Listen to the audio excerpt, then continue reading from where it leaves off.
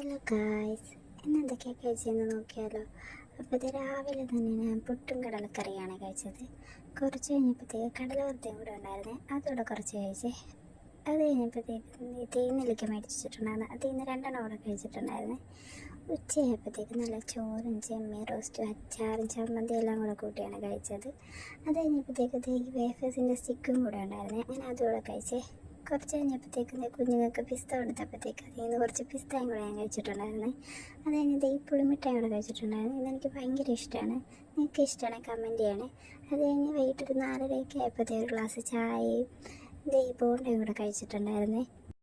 അത് കഴിഞ്ഞത് ഒരു 6 മണിയൊക്കെ ആയപ്പോഴത്തേക്ക് കുറച്ച് കാരക്കയും കൂടെ കഴിച്ചിട്ടുണ്ടായിരുന്നേ.